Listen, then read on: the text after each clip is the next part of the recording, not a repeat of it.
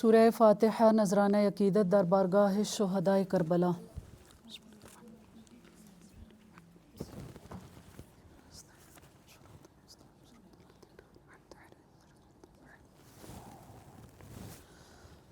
صلوات پڑھیں محمد والے محمد۔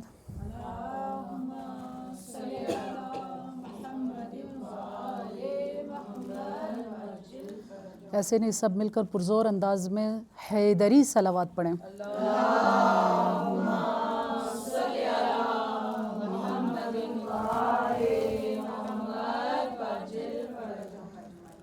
اعوذ باللہ من الشیطان الرجیم، بسم اللہ الرحمن الرحیم، الحمد للہ رب العالمین، الصلاۃ والسلام علی اشرف الانبیاء والمرسلین وافضل السفراء المقربین، العبد المؤید والرسول المسدد والمحمود الاحمد والمصطفى الامجد، ابی القاسم محمد۔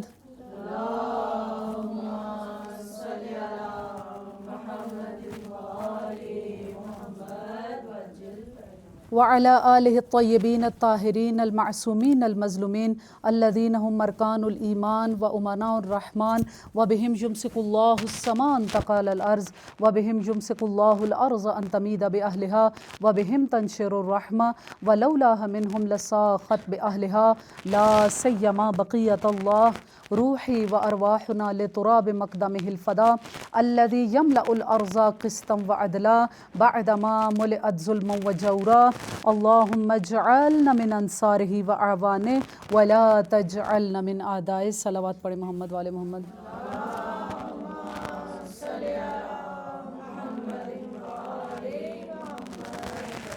اما بعد فقد قال امام جعفر صادق علیہ السلام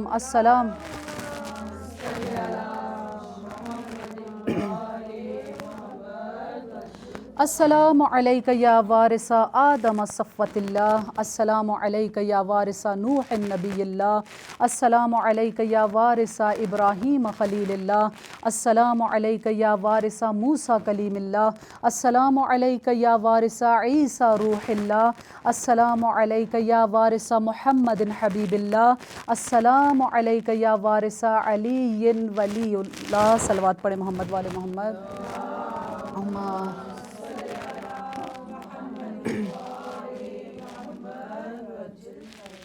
انشاءاللہ کہ پروردگار عالم ہم سب کی توفیقات خیر میں اضافہ فرمائے، اس مجلس عزا میں آنا بیٹھنا سننا سیدہ اپنی عظیم بارگاہ میں قبول و منظور فرمائیں۔ کل کی مجلس کا خلاصہ آپ سب کے ذہن میں ہوگا کہ ہم نے زیارت وارثہ پر اپنی گفتگو کو شروع کیا ہے، کہ جس میں امام جعفر صادق علیہ السلام امام حسین علیہ السلام کی جب قبر اطہر پر آتے ہیں تو آ کر امام حسین علیہ السلام کو اس طرح سلام پیش کرتے ہیں کہ اے وارث آدم آپ پر سلام ہو، اے وارث نوح آپ پر سلام ہو، اے وارث ابراہیم آپ پر سلام ہو، اے وارث موسیٰ و عیسیٰ آپ پر سلام ہو، اے وارث محمد حبیب اللہ آپ پر سلام ہو، اور اے وارث علی المرتضیٰ آپ پر ہمارا سلام ہو۔ صلوات پڑھیں محمد والے محمد۔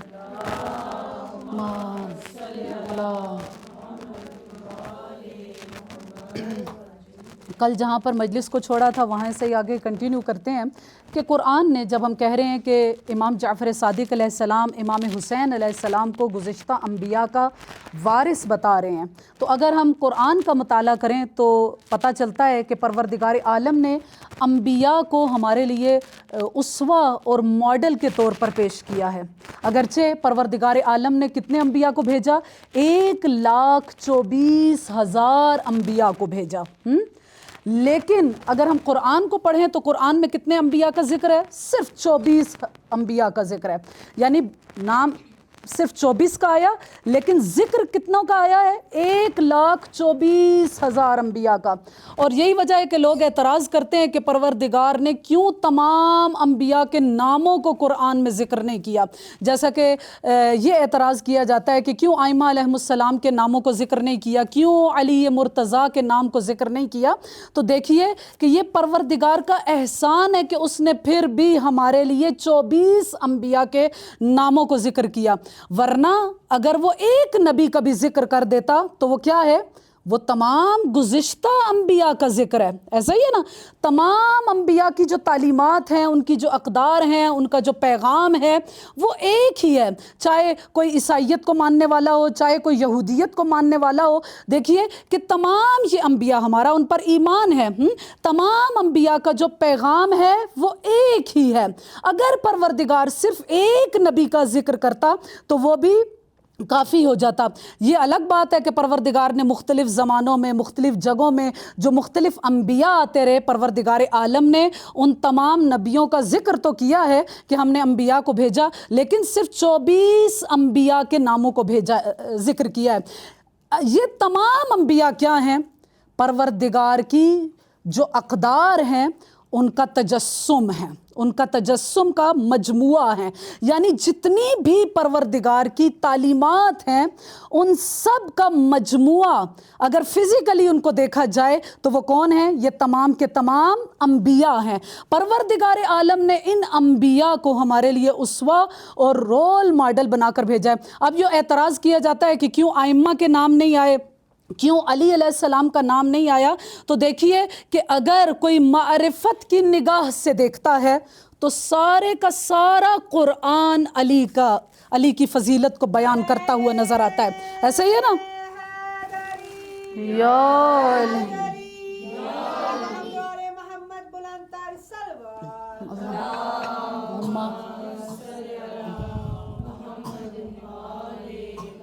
اگر کوئی معرفت کی نگاہ سے دیکھے، عشق کی نگاہ سے دیکھے تو سارا قرآن فضیلت علی علیہ السلام کو بیان کر رہے ہیں۔ امام علی علیہ السلام کی وہ مشہور حدیث کہ امام علیہ السلام نے کیا کہا تھا کہ انا نقطہ التی تحت الباء، کہ میں کون ہوں؟ میں با کے نیچے کا جو نقطہ ہے وہ میں ہوں۔ سارے کا سارا قرآن جمع ہے سورہ حمد میں، سورہ حمد جمع ہے اس کی بسم اللہ میں، اور بسم اللہ کو مجموعہ ہے وہ با، اور امام کیا کہتے ہیں؟ انا نقطۃ التی تحت الباء، کہ میں ہی وہ نقطہ ہوں کہ جو کہ با کے نیچے ہوں۔ تو گویا کیا ہے کہ یہ سارے کا سارا قرآن کیا ہے؟ علی علیہ السلام کے فضائل کا مجموعہ ہے، لیکن اس کے لیے بصیرت کی آنکھ ضروری ہے، اس کے لیے معرفت ضروری ہے، اس کے لیے عشق ضروری ہے۔ بہرحال وہاں پر آتے ہیں کہ زیارت وارثہ کہ جس کا بہت زیادہ ثواب ہے، آج بھی شب جمعہ ہے، اور ائمہ علیہم السلام کے فرامین سے کیا پتہ چلتا ہے کہ ہر مومن کے لیے کہ وہ کم از کم ہر شب جمعہ، ویسے تو ہے کہ ہر نماز کے بعد زیارت وارثہ کو پڑھو، ہر نماز کے بعد نہیں تو ہر روز زیارت وارثہ کو پڑھو، ہر روز نہیں تو شب جمعہ ضرور زیارت وارثہ کو پڑھو۔ اگر شب جمعہ میں بھی زیارت وارثہ کو پڑھ نہیں سکتے تو مہینے میں ایک بار پڑھو، مہینے میں بھی ایک بار نہیں پڑھ سکتے تو کیا کرو؟ سال میں ایک بار پڑھو، سال میں بھی ایک بار نہیں پڑھ سکتے تو کم از کم زندگی میں ایک مرتبہ ضرور زیارت وارثہ کو پڑھو۔ کیوں پڑھا جائے زیارت وارثہ کو؟ کیوں پڑھا جائے؟ اب جب میں آپ سے سوال کروں گی تو شاید آپ کے ذہنوں میں بھی یہ جواب آ رہا ہو کہ اس لیے کہ اس کا ثواب بہت زیادہ ہے۔ ہاں، ثواب بہت زیادہ ہے۔ آپ اگر وظائف کی، اوراد کی، دعاؤں کی کتابوں کو دیکھیں تو وہاں پر کیا ملتا ہے کہ اس کے ثواب ذکر ہیں، کہ اس کا ثواب بہت زیادہ ہے، لیکن معذرت کے ساتھ ثواب وہ چیز ہے جو ہر جگہ سے مل جاتی ہے۔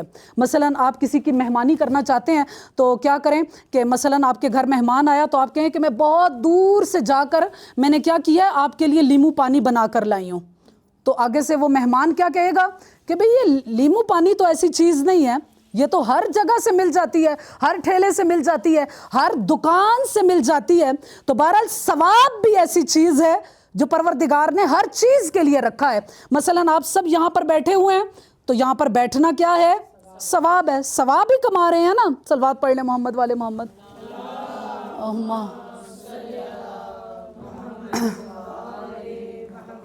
مثلا اگر صرف پانی پینے میں دیکھیں تو وہاں پر کتنا ثواب ہے؟ توجہ میری طرف، کتنا ثواب ہے کہ مثلا رات کو بیٹھ کر پانی پینے کا ثواب ہے۔ اگر کوئی پانی پیتا ہے، پانی پینے سے پہلے بسم اللہ پڑھتا ہے تو اس بسم اللہ کے پڑھنے کا ثواب ہے۔ پانی پینے کے بعد اگر امام حسین علیہ السلام پر صلوات اور ان کے قاتلین پر لعنت کرتا ہے تو یہ بھی کیا ہے؟ ثواب ہے۔ ثواب تو ہر جگہ بکھرا ہوا ہے، ہاں، ہر جگہ پر ہے، ہر جگہ پر ہے۔ پھر زیارت وارثہ پڑھنے کی اتنی تاکید کیوں کی گئی؟ جو زیارت وارثہ ہم تک پہنچی ہے نا، انشاءاللہ کبھی بعد والی مجلس میں بتاؤں گی، کیونکہ اس مجلس میں ٹائم بہت کم ہوتا ہے، کہ کتنی مشکلات کے بعد، یعنی ایسا نہیں ہوا صرف کہ امام علیہ السلام نے اپنے کسی شاگرد کو بٹھایا، اس کو لکھوایا، شاگرد نے روایت لکھ لی اور اس کو کتاب میں لکھا، وہ کتاب چھپ گئی اور آپ تک آج تک پہنچ گئی، ایسا نہیں ہے۔ اتنی مشکلات کے بعد، اتنے رنج کے بعد یہ زیارت وارثہ ہم تک پہنچی ہے۔ کیوں پہنچی ہے؟ کیا صرف ثواب کی خاطر پہنچی ہے کہ جو بھی پڑھے گا اسے ثواب حاصل کرے گا؟ معذرت کے ساتھ اگر صرف ثواب مقصد ہوتا تو ثواب تو پروردگار نے ہر چیز میں رکھا ہوا ہے، ہر چیز میں رکھا ہوا ہے۔ پھر زیارت وارثہ کا کیا مقصد ہے؟ کیا مقصد ہے؟ اس کا مقصد یہ ہے کہ چونکہ زیارت وارثہ کے اندر ایک ایسا علمی خزانہ موجود ہے جو کہ پروردگار چاہتا ہے کہ امام جعفر صادق علیہ السلام کے وسیلے سے مومنوں تک پہنچے، قیامت تک آنے والے مومنوں تک وہ معرفت کا علمی خزانہ پہنچے۔ اس میں امام حسین علیہ السلام کا عشق موجود ہے، امام کی معرفت موجود ہے، وہ علمی خزانہ موجود ہے۔ اس وجہ سے اتنا حکم ہے کہ آپ کبھی بھی زیارت وارثہ کو فراموش نہ کریں۔ صلوات پڑھ لیں محمد والے محمد۔ اللہم صلی علی۔ اب یہاں پہ دیکھیں کہ جو زیارت وارثہ ہے، نام سے بھی اس کے ظاہر ہے زیارت وارثہ یعنی وراثت کا ذکر ہے۔ ابھی آپ کے سامنے اس کے جملے بھی پڑھے کہ السلام علیک یا وارث آدم صفوت اللہ، وراثت کا ذکر ہے۔ اے وارث آدم آپ پر سلام ہو، وارث نوح آپ پر سلام ہو، وارث ابراہیم آپ پر سلام ہو، وارث موسیٰ و عیسیٰ و محمد و علی و فاطمہ آپ پر سلام ہو۔ سب سے پہلے یہ سمجھنا ضروری ہے کہ وراثت کہا کسے جاتا ہے۔ وراثت دو طرح کی ہوتی ہے، توجہ، وراثت دو طرح کی ہوتی ہے، ایک مالی وراثت ہوتی ہے اور ایک معنوی وراثت ہوتی ہے۔ مالی وراثت کیا ہے کہ جیسے باپ مر گیا اور اس باپ سے بیٹے تک وہ وراثت پہنچتی ہے، ہاں، یعنی وارث اور مورث کے درمیان کیا ہے، ایک تعلق کا ہونا ضروری ہے۔ باپ ہے، اس کا بیٹا اس کا وارث بنے گا، بیٹا نہیں ہے بھائی اس کا وارث بنے گا، بھائی نہیں ہے بھتیجا وارث بنے گا۔ یعنی جب مالی وراثت ہوتی ہے تو اس میں کیا ہوتا ہے کہ ان دونوں کے درمیان ایک تعلق ہونا ضروری ہے۔ پھر چونکہ مالی وراثت ہے تو جو وارث ہے اس کے لیے کیا ضروری ہے، مورث جو ہے جو وراثت کا دے رہا ہے اس کے لیے ضروری ہے کہ وہ صاحب سرمایہ بھی ہو، کچھ پیسہ ہو، جائیداد ہو، کوئی بینک بیلنس ہو تو وہ اگلے کو ملے گا نا۔ ہاں، مالی سرمایہ ہونا ضروری ہے۔ اگر مالی سرمایہ نہیں ہے تو اگلا جو ہے وہ وارث ہی نہیں بنتا، باپ نے کچھ چھوڑا ہی نہیں ہے، ہاں، کوئی پیسہ نہیں ہے، کوئی جائیداد نہیں ہے، کوئی بینک بیلنس نہیں ہے، گاڑی نہیں ہے، گھر نہیں ہے، تو اس کا کیا مطلب ہے، وارث کو بھی کچھ بھی نہیں ملے گا۔ پھر کیا ہے کہ وارث کے لیے مسلمان ہونا ضروری ہے، توجہ، وارث کے لیے مسلمان ہونا ضروری ہے۔ اگر جو وراثت دے رہا ہے وہ مسلمان ہے، توجہ، آج کل کے معاشرے میں اور اس کنٹری میں ایسا پاسبل ہے کہ اگر جو مورث ہے وہ مسلمان ہے لیکن جو وارث ہے وہ مسلمان نہیں ہے تو اس کی وراثت اس وارث کو نہیں ملے گی۔ مسلمان کی وراثت کس کو ملتی ہے؟ مسلمان ہی کو ملتی ہے۔ اب آخری شرط ہے وہ کیا ہے کہ اس وارث کے لیے بالغ اور عاقل ہونا ضروری ہے۔ اگر اس کا وارث بچہ ہے تو اس تک وہ وراثت نہیں پہنچے گی، ہاں، اس کا کوئی وکیل ہوگا، اس کو کوئی کفیل ہوگا، اس کے پاس وہ وراثت رہے گی۔ جب وہ بالغ ہو جائے گا تو اس تک وہ وراثت پہنچے گی۔ ہاں، عاقل ہونا ضروری ہے، عقل مند ہونا ضروری ہے۔ اگر وہ مجنون ہے، پاگل ہے، سفیہ ہے، نادان ہے کہ وہ اسے پتہ ہی نہیں ہے کہ اس پیسے کا استعمال میں نے کس طرح کرنا ہے تو تب بھی اسے وہ وراثت نہیں ملے گی۔ یہ شرائط کس کی ہیں؟ مالی وراثت کی، مال کی وراثت میں۔ لیکن ہم جس وراثت کی بات کر رہے ہیں وہ کون سی وراثت ہے؟ وہ معنوی وراثت ہے۔ معنوی وراثت کے لیے وہ جو ایک فزیکل تعلق ہے نا وہ ہونا ضروری نہیں ہے۔ ایک نبی اس علاقے کا ہے لیکن دوسرا نبی شاید کئی کلومیٹر دور کسی دوسرے علاقے کا ہے، لیکن وہ اس پہلے نبی کا وارث بن جاتا ہے. ہاں اب کیا ہے، صلوات پڑھ لیں محمد والے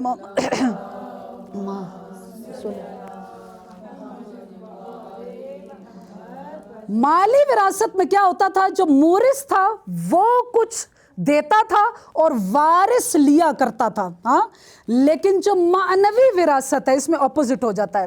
کیا ہو جاتا ہے کہ جو وارث ہے وہ کچھ دیتا ہے، وہ کچھ دیتا ہے. اس کی مثال کو کس طرح سمجھیں کہ دیکھیے کہ جب رسول خدا صلی اللہ علیہ وآلہ وسلم نے دعوت تبلیغ کو شروع کیا تھا،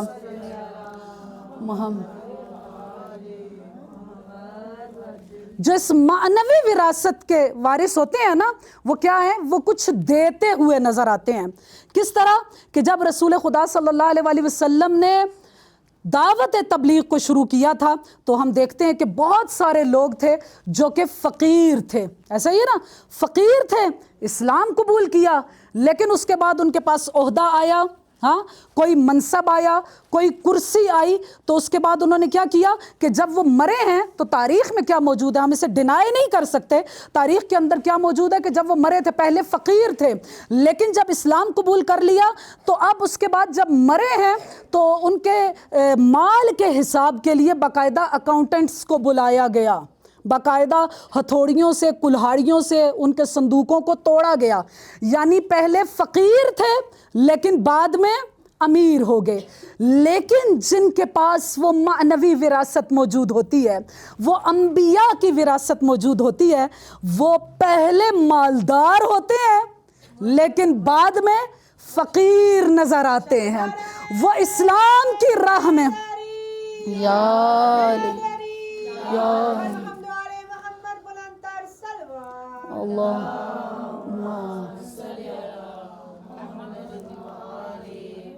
پہلے مالدار تھے لیکن جب مرے ہیں تو وہ فقیر نظر آتے ہیں. سب سے بڑی مثال ہمارے سامنے کس کی ہے؟ جناب خدیجہ سلام اللہ علیہا، ہاں جن کا لقب ہی کیا تھا کہ وہ ملیکۃ العرب بی بی، اتنی مالدار بی بی کہ آج کل کے زمانے میں بھی جتنا اس زمانے میں جناب خدیجہ کا بزنس اور کاروبار تھا، آج کے زمانے میں بھی کسی مرد کا بھی ویسا کاروبار نہیں ہے.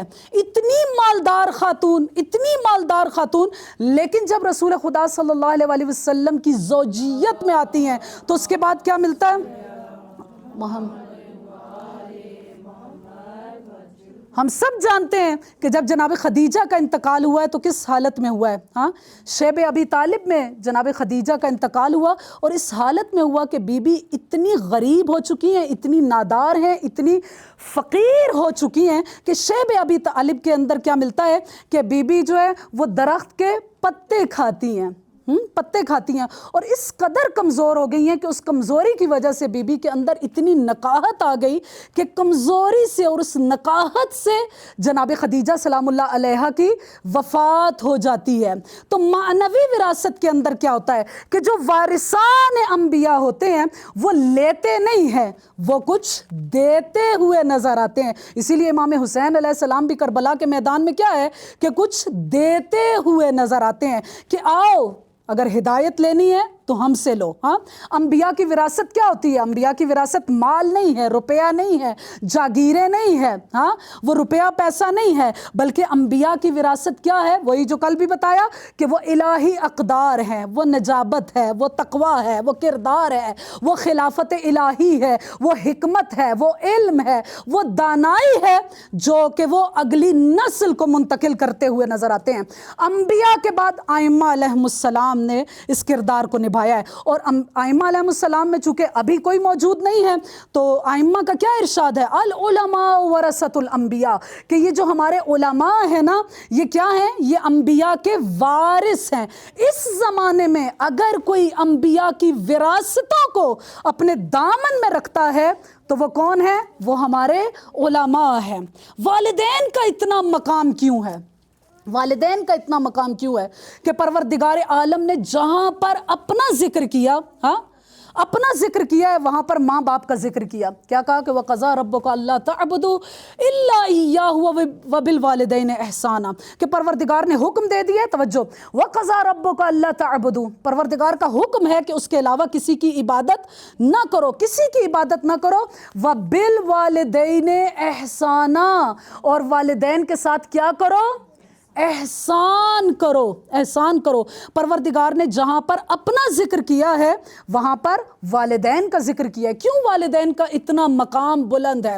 وہی جو کل بھی ایک بات عرض کی تھی کہ کیا ماں باپ اس وجہ سے اتنی عزت کے قابل، اتنے احترام کے قابل ہیں کہ چونکہ وہ اپنی اولاد کو پیدا کرتے ہیں، انہیں کھلاتے ہیں، پلاتے ہیں. ہم لوگ بھی یہی سمجھتے ہیں نا کہ والدین کی صرف یہی ذمہ داری ہے کہ وہ کیا کرتے ہیں، وہ اپنی اولاد کے لیے مثلاً کھانے پینے کا، ان کے لباس کا انتظام کرتے ہیں، انہیں جنم دیتے ہیں، اس دنیا میں لانے کا سبب بنتے ہیں. اس وجہ سے اتنا مقام ہے. بہت معذرت کے ساتھ اگر صرف یہی وجہ ہوتی تو شاید جانوروں کو بھی پروردگار نے وہ مقام دیا ہوتا. صرف یہ وجہ نہیں ہے، وجہ یہ ہے کہ ماں باپ کیا ہیں، جو ان کے اندر ان کے ماں باپ نے جو اچھی صفات منتقل کی تھی، ان والدین کا فرض ہے کہ وہ اگلی نسل تک انہی صفات کو منتقل کریں.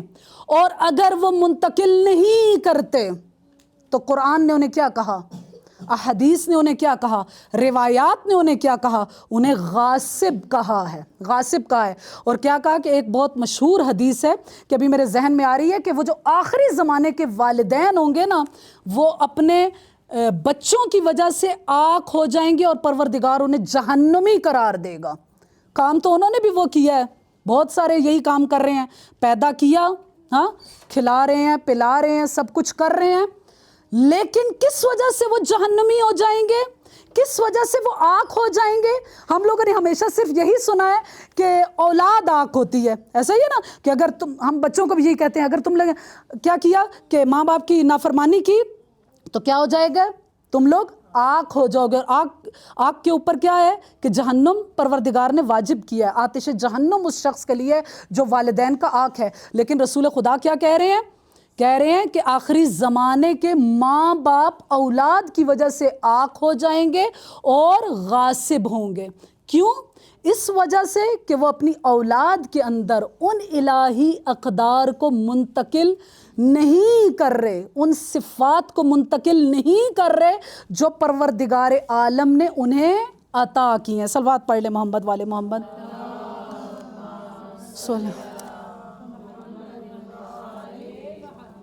بہرحال انشاءاللہ کہ پروردگار توفیقات عطا فرمائے کہ ہم اپنے بچوں کی صحیح معنی میں تربیت کر سکیں.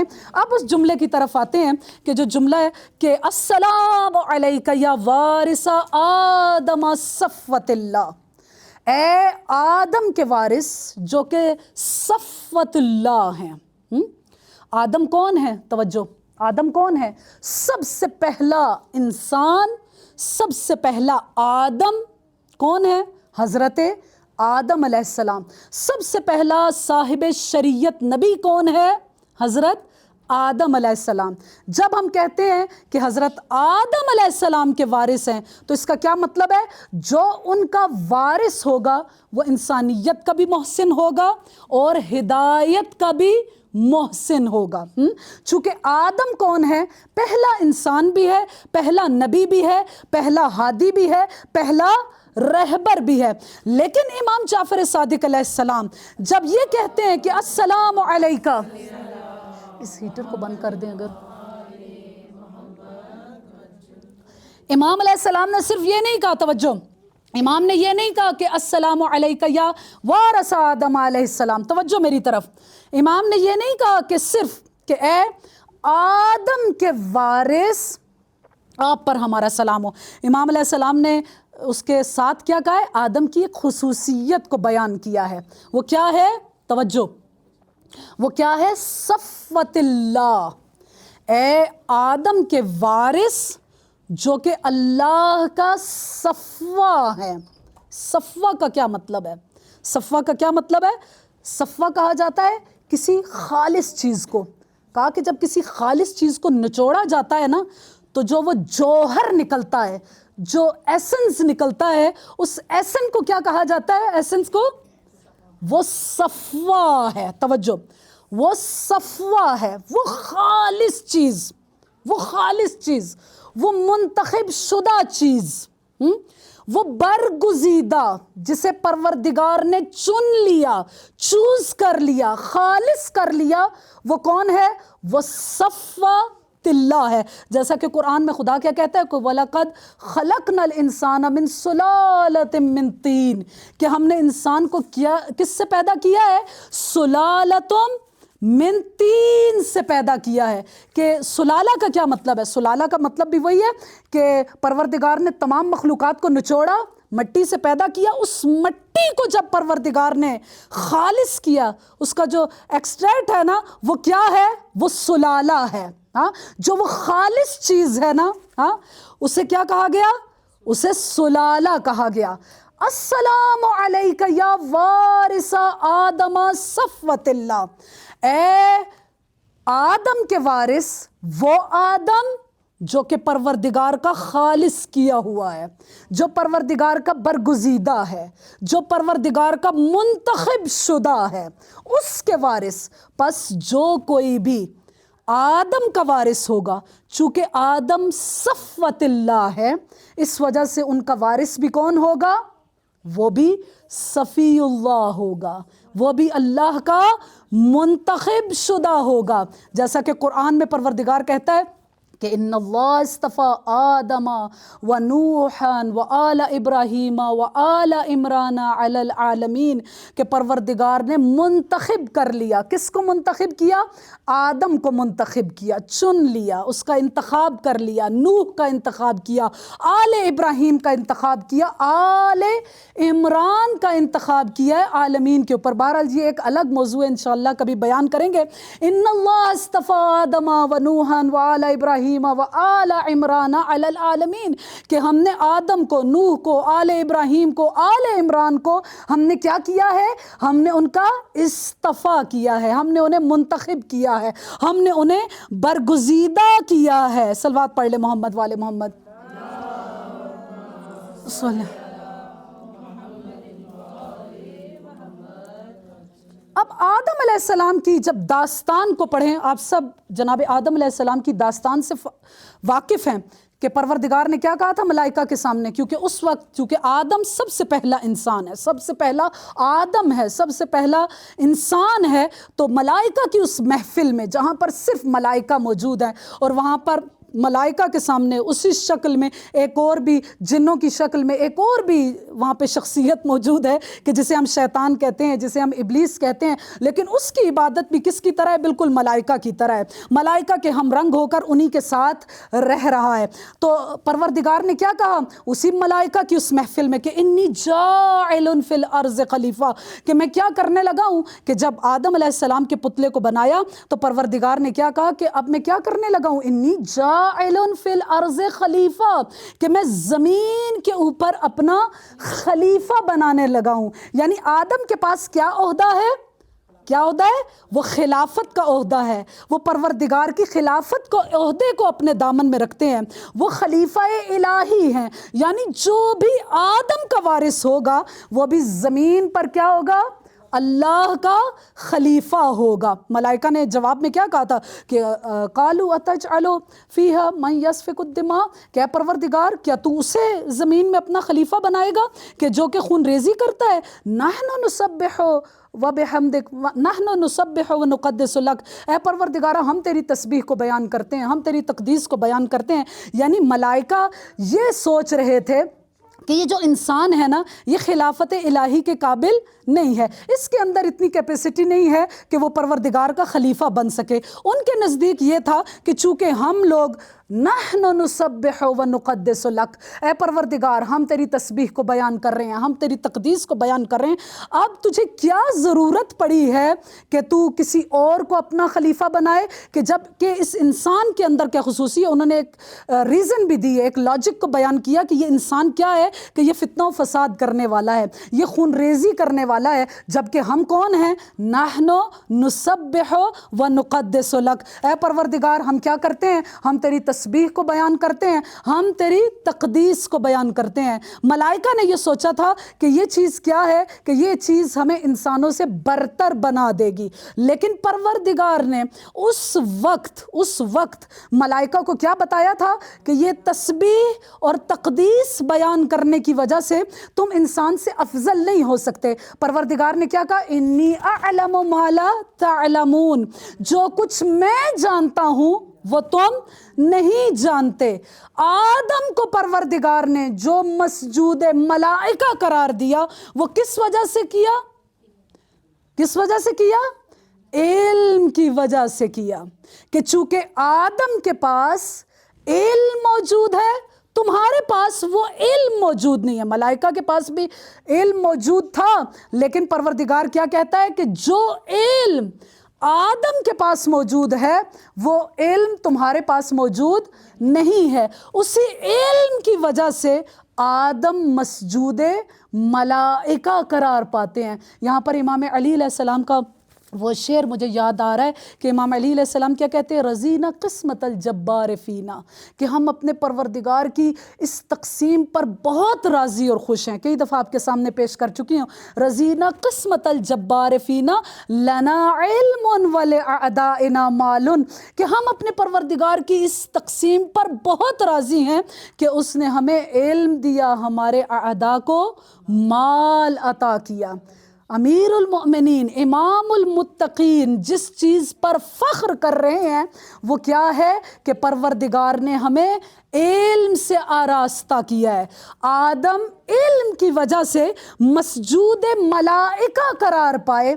जो वारिस आदम होगा उसके पास भी बेइंतहा इल्म मौजूद होगा। कल इंशाअल्लाह यहाँ से आगे जाएंगे और इंशाअल्लाह अगर मुझे याद रहा तो आपकी खिदमत में ज़रूर, चूँकि हम इमाम हुसैन अलैहिस्सलाम की बात कर रहे हैं, इमाम हुसैन अलैहिस्सलाम के इल्म को, चूँकि इल्म की बात हो रही है ना, इमाम हुसैन अलैहिस्सलाम के इल्म को ज़रूर पेश करूँगी कि वाक़ईन इमाम हुसैन अलैहिस्सलाम का इल्म किस दर्जे का है, और वाक़ईन हुसैनियों को, अलवियों को, इमाम के चाहने वालों को कितना आलिम होना चाहिए। उन्हें कभी भी नहीं होना चाहिए। इमाम का चाहने वाला हर मैदान में आलिम नज़र आना चाहता है। और बहुत माजरत के साथ कि आज माशरे के अंदर कितने हम इल्म से आशना हैं, कितना इल्म से आशना है, बहरहाल हम जानते हैं।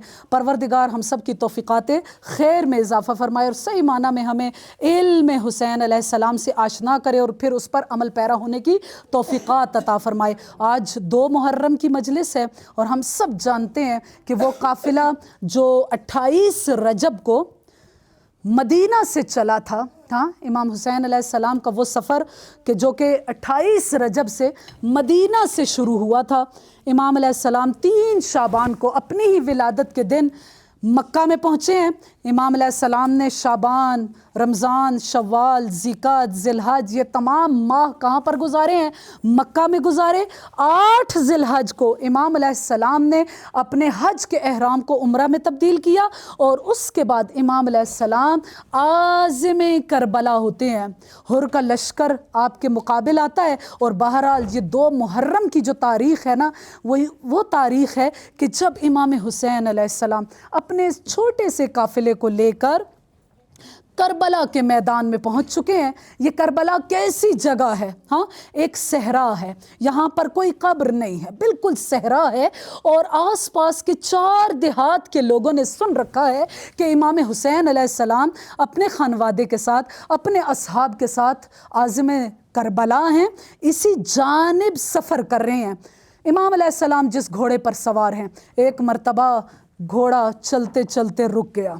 इमाम अलैहिस्सलाम ने चाहा कि घोड़े अपने कदम को आगे बढ़ाए, लेकिन घोड़े ने अपने कदम को आगे बढ़ाने से इनकार कर दिया। रिवायत क्या कहती है, इमाम अलैहिस्सलाम ने जनाब अब्बास से क्या कहा कि अब्बास दूसरा घोड़ा मंगवाओ। दूसरा घोड़ा मंगवाया गया। अमीर करबला उस घोड़े पर सवार हुए, लेकिन वो घोड़ा भी आगे ना बढ़ा। रिवायत क्या कहती है, 7 घोड़े अमीर करबला ने मंगवाए, उन पर सवार हुए, लेकिन जिस घोड़े पर भी इमाम सवार होते थे वो घोड़ा अपने कदमों को आगे नहीं बढ़ाता تھا۔ اب امام علیہ السلام وہ جو معرفت کو رکھتے ہیں، جو علم کو رکھتے ہیں، امام جان چکے ہیں کہ ہم کس سرزمین تک پہنچ چکے ہیں۔ ایک مرتبہ عباس سے کہتے ہیں عباس ذرا تھوڑی سی اس خاک کو تو میرے ہاتھ میں دینا۔ عباس نے اس خاک کو ہاتھ میں لیا، امام علیہ السلام کے ہاتھ میں دیا۔ امام علیہ السلام نے اس خاک کو اپنے مشام کے قریب کیا، سونگھا اور ایک مرتبہ کہا انا للہ و انا الیہ راجعون۔ 4 دیہات کے لوگ وہاں پر جمع ہیں۔ امام علیہ السلام نے ان لوگوں سے پوچھا کہ بتاؤ اس جگہ کو کیا کہتے ہیں؟ کسی نے کہا کہ اسے غازریہ کہتے ہیں، کسی نے کہا اسے نینوا کہتے ہیں، کسی نے کہا کہ اسے شط فرات کہتے ہیں۔ ایک بوڑھا سن رسیدہ آگے بڑھا اور بڑھ کر کیا کہتے ہیں؟ اسے کرب و بلا بھی کہتے ہیں، جب کرب و بلا کا نام آنا تھا۔ امام علیہ السلام نے جناب عباس کو حکم دیا، اے عباس اسی جگہ پر خیموں کو لگا دو، یہی تو ہماری منزل گاہ ہے، یہی تو ہماری آرام گاہ ہے۔ روایت کیا کہتی ہے؟ امام علیہ السلام نے ہاتھ میں ایک چھڑی کو لیا، امام گھوڑے پر سوار ہے، چھڑی کو چلاتے جاتے ہیں، گھوڑے کو دوڑاتے جاتے ہیں اور ساتھ ساتھ بتاتے جاتے ہیں یہی تو وہ جگہ ہے کہ جہاں پر ہمارے خیمے لگیں گے، یہی تو وہ جگہ ہے کہ جہاں پر میرے بچوں کو شہید کیا جائے گا، ارے یہی تو وہ جگہ ہے جہاں پر ہماری عورتوں کے ہاتھوں میں رسن کو باندھا جائے گا۔ ایک سن رسیدہ بڑھ کر کیا کہتا ہے؟ آج سے بالکل 23 برس پہلے اسی حلیے کا انسان اسی جگہ پر آیا تھا۔ وہ کس کی بات کر رہا ہے؟ کہ جب امام علی علیہ السلام جنگ صفین سے واپس آ رہے تھے، امام علیہ السلام جب اسی جگہ پر پہنچے، امام علیہ السلام نے بھی اسی طرح پوچھا تھا بتاؤ اس جگہ کو کیا کہتے ہیں؟ کہا کہ اسے کرب و بلا کہتے ہیں۔ وہ شخص کہتا ہے کہ میں نے اسی حلیے، اسی وقار، اسی روب، اسی دبدبے والے، اسی جلال والے انسان کو میں نے دیکھا تھا کہ وہ بھی روتا جاتا تھا، چھڑی کو چلاتا جاتا تھا اور کچھ کہتا جاتا تھا جو ہمیں سمجھ میں نہ آئی، لیکن آج سمجھ میں آ گیا۔ وہ بھی اسی طرح کہتا جاتا تھا ارے یہی تو وہ جگہ ہے جہاں پر ان کے خیمے لگیں گے، ارے یہی تو وہ جگہ ہے کہ جہاں پر ان کے بچوں کو شہید کیا جائے گا، ارے یہی تو وہ جگہ ہے کہ جہاں پر ان کی عورتوں کے ہاتھوں میں الا لعنت اللہ علی القوم الظالمین وسیعلم الذین ظلموا ای منقلب ینقلبون۔ یا اللہ یا محمود بحق محمد، یا علی بحق علی، یا فاطر بحق فاطمہ، یا محسن بحق حسن، یا قدیم الاحسان بحق حسین علیہ السلام۔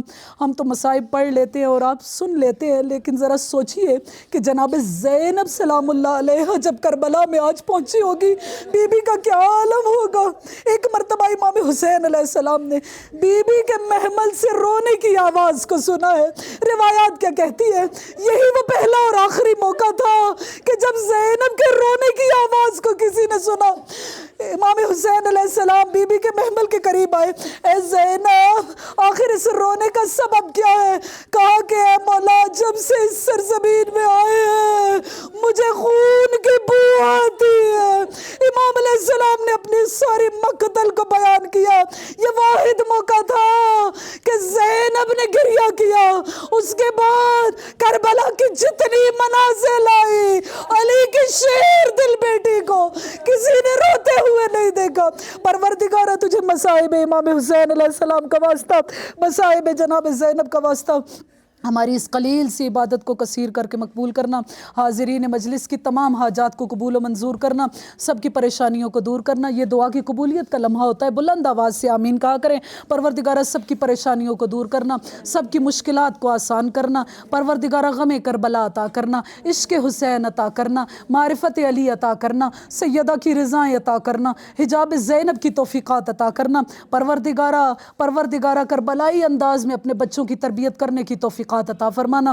پروردگارہ یہ دنیا میں جہاں کہیں بھی مجاہدین اپنے جہاد میں مصروف ہیں، پروردگارہ ان کے جہاد کو امام کے جہاد سے متصل کر دینا۔ پروردگارہ امام زمانہ کے ظہور میں تعجیل کرنا، ہم سب کو امام علیہ السلام کے آوان و انصار میں شمار کرنا، ہماری عمروں کو طولانی کرنا کہ امام کے ظہور پر نور کو دیکھ سکے۔